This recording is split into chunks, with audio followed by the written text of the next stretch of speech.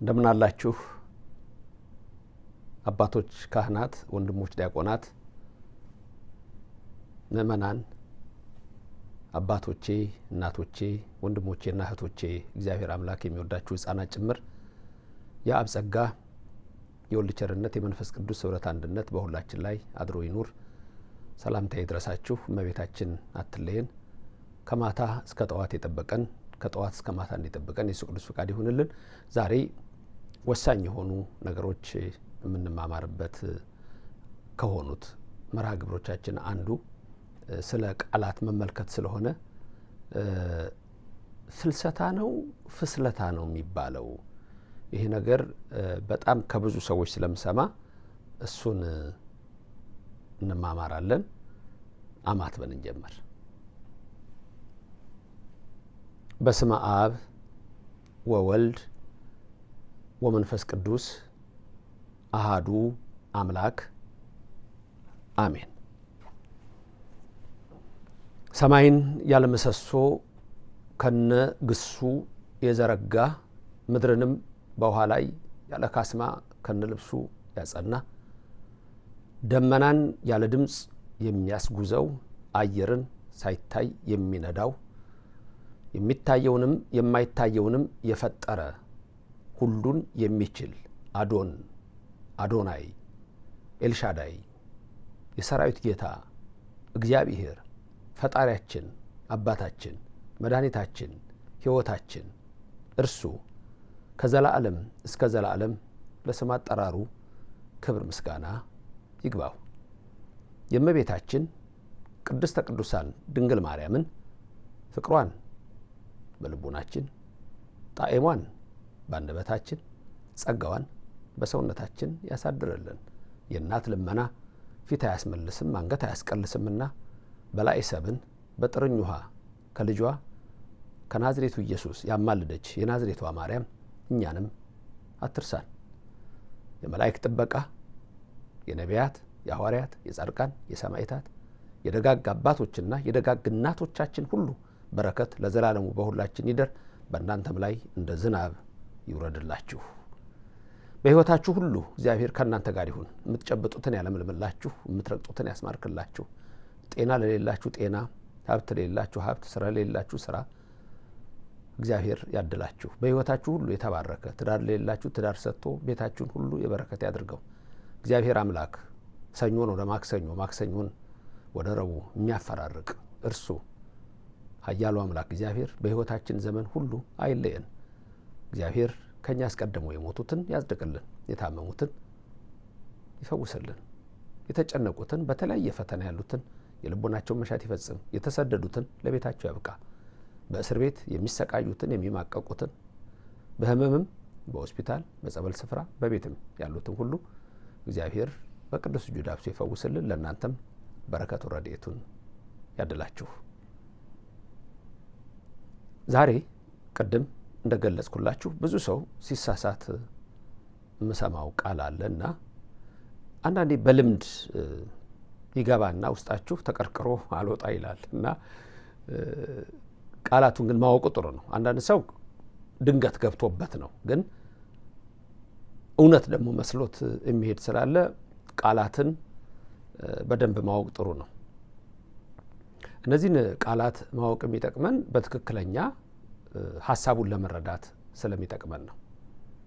አሁን ነሐሴ 1 ጀምረን እስከ ነሐሴ 14 2 ሱባኤ ሐዋርያት እንደ ጾሙት እኛም እየጾምን ሱባኤ ይዘው እንደ ተማጸኑት እኛም እየተማጸንን የእመቤታችን የቅድስተ ቅዱሳን ድንግል ማርያም እረፍቷንም እናስባለን፣ ትንሣኤዋን እናስባለን፣ ፍልሰቷን እናስባለን፣ እርገቷን እናስባለን። እነዚህ ሁሉ ናቸው የሚታሰቡት እና ከሁለቱ ሱባኤ በኋላ ደግሞ እስከ 16 ድረስ ማረጓንና ትንሣኤዋን እናስባለን። ስለዚህ ይህ ጾም ከሰባቱ አጽዋማት አንዱ ነው። ሰባቱ አጽዋማት በኦርቶዶክስ ተዋሕዶ ቤተክርስቲያን የሚችል ከ7 ዓመት ዕድሜ ጀምሮ መጾም እንዳለበት በቤተክርስቲያናችን ትምህርቱ ይሰጣል። መልካም ነው። ከዛ መካከል ፍልሰታ ናት።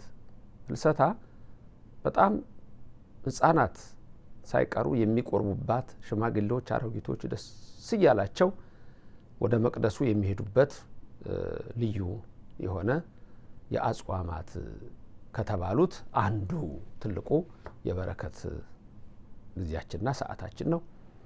ሌሊት ሰዓታት ይቆማል። ቅዳሴ ከሰኞ እስከ ዓርብ ባለው ቀን ይቀደሳል። ቅዳሜና እሁድ ደግሞ እንደ ስርዓቱ ጠዋት ይቀደሳል። የውዳሴ ማርያም ትርጓሜ ይሰማል።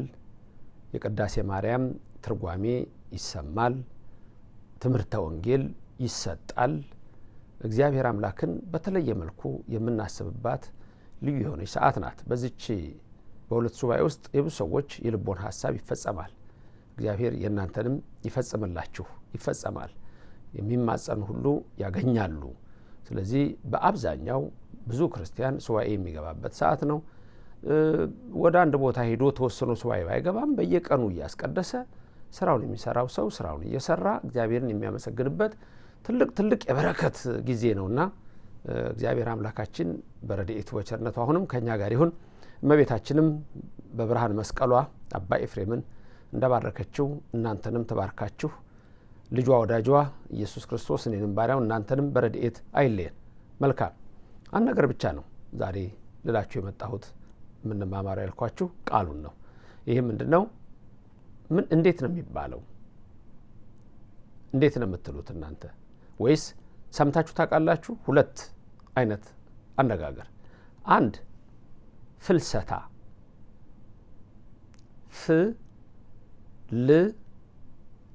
ፍልሰታ፣ ፍልሰታ። ሌላው ደግሞ ብዙ ሰው ሲል ሰምቻለሁ። ትልልቅ ሰዎች መምህራን ሳይቀሩ በዛ መልክ ሲናገሩ ስሰማ የልምድ ሆኖ ነው፣ አተውት አይደለም። ተሳሳቱ ተብሎ ደግሞ አይነገርም።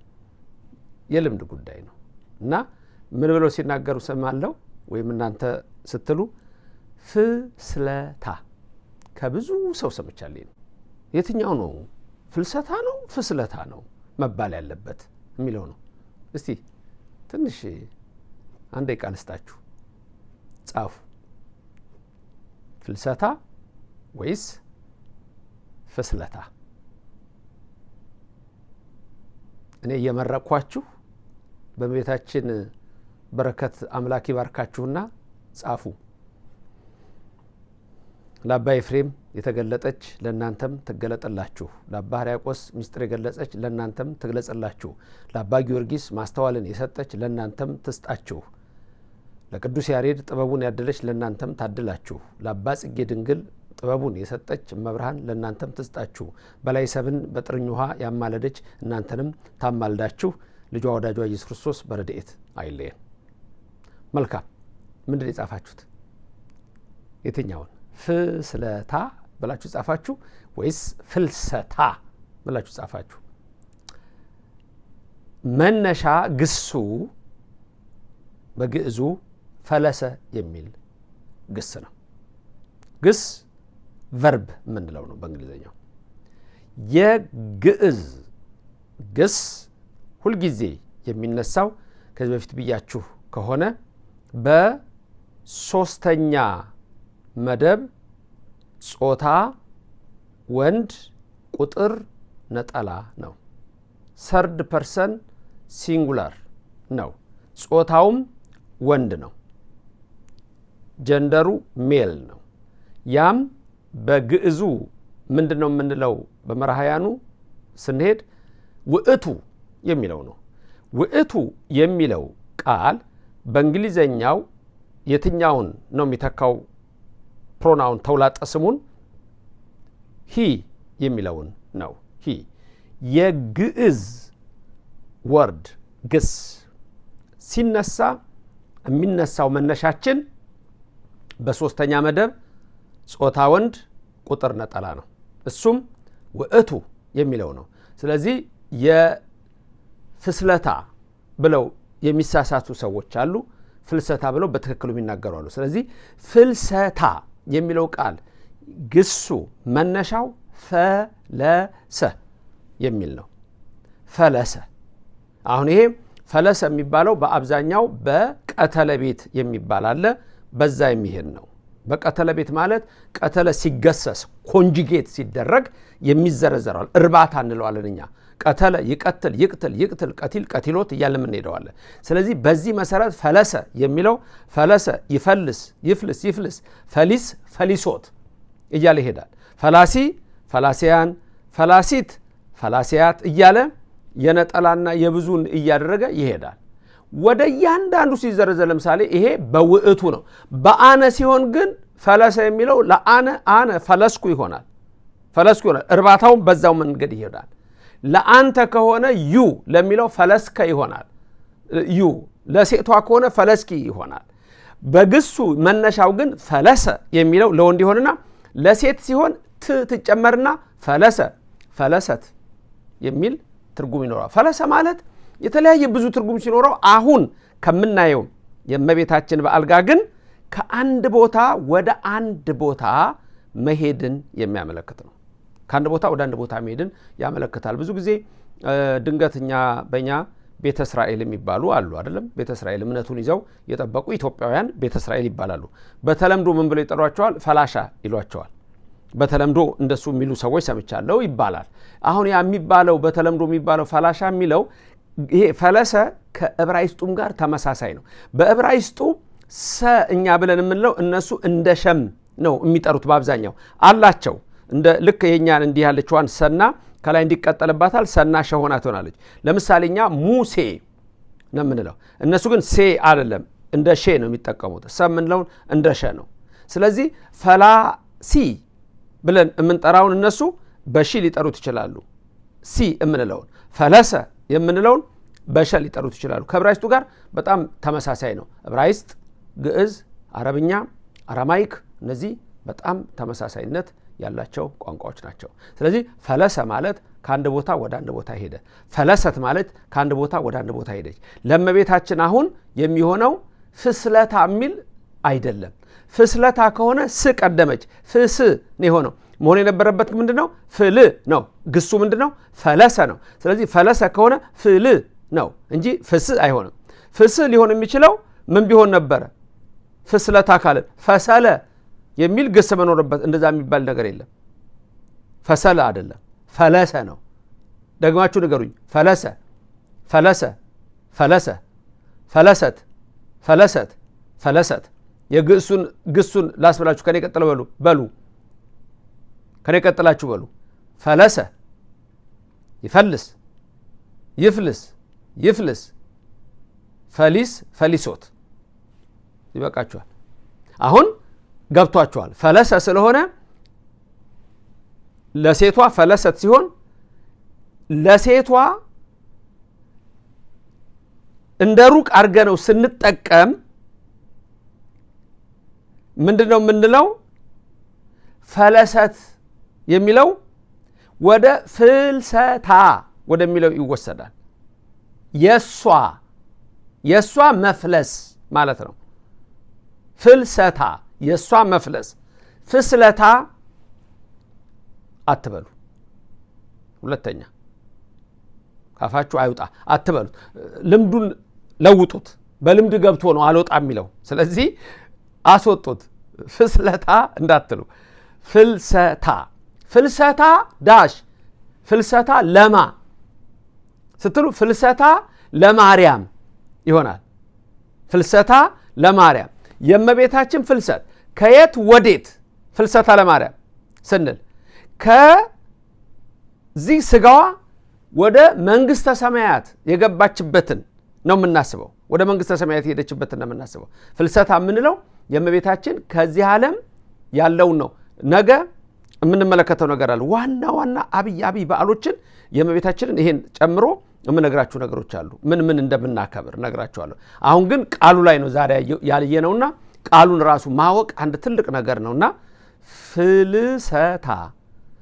ፍልሰታ ለማርያም ልንል እንችላለን።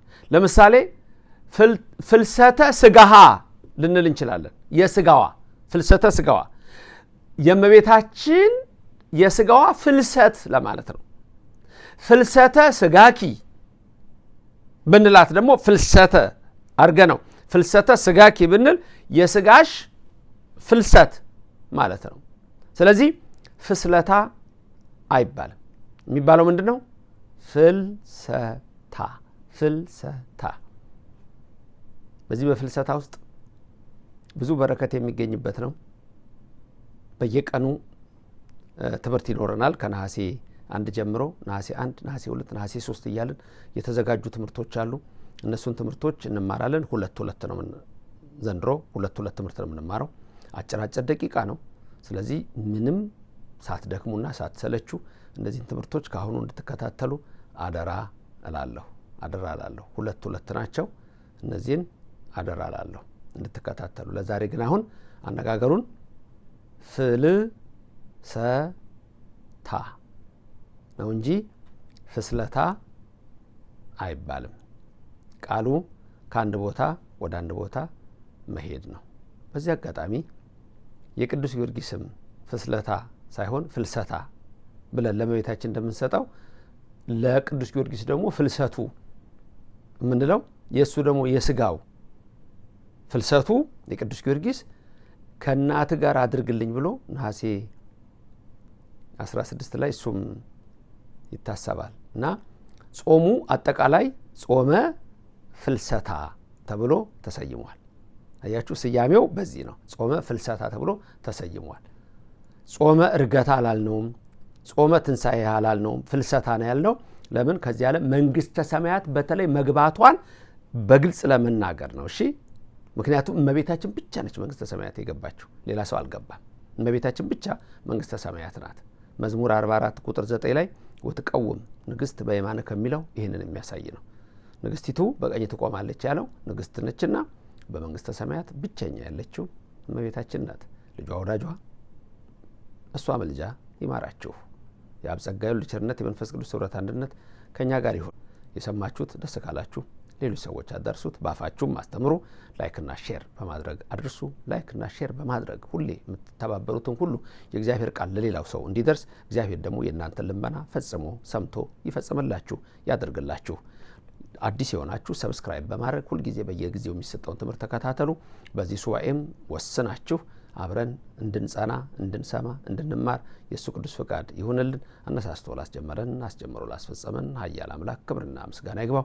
እመቤታችን በቀኝ በግራ ትቁምላችሁ፣ ከፊት ትምራችሁ፣ ከኋላ ትከተላችሁ። በልቡናችን ከልጇ ጋር ነግሳ ለዘላለም ትኖር። ያስተማረን የመከረን ሚስጥሩን የገለጸልን እግዚአብሔር ስሙ ለዘላለም የተመሰገነ ይሁን። የቤተ ክርስቲያናችንን እውቀት በማወቅ እንድንበረታና እንድንጸና የአምላካችን ቅዱስ ፈቃድ ይደረግልን።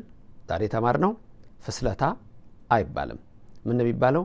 ፍልሰታ ነው። ሌሎች ብዙ ነገሮች አሉኝ የማይባሉ፣ እነሱን በተለያየ ጊዜ በሳምንት አንድ ቀን እንኳን ጸሎታችሁ ይርዳኝ የምንመለከታቸው ይኖራሉ። ለዛሬ ግን አበቃው። መብርሃን በብርሃን መስቀሏ ተባርካችሁ፣ ኢየሱስ ክርስቶስ በቅዱስ እጁ ይቀድሳችሁ። ሉል እግዚአብሔር ይባርካችሁ፣ ፊቱንም ያብራላችሁ። የተቀደሰ የተባረከ ሕይወት ለሁላችሁ ያድላችሁ። ከማታ እስከ ጠዋት የጠበቀን ከጠዋት እስከ ማታ ይጠብቀን፣ እንዲሁም በእድሜያችን ሁሉ ይጠብቀን። አሜን። ክብርም ምስጋናም ለሥላሴ ይሁን።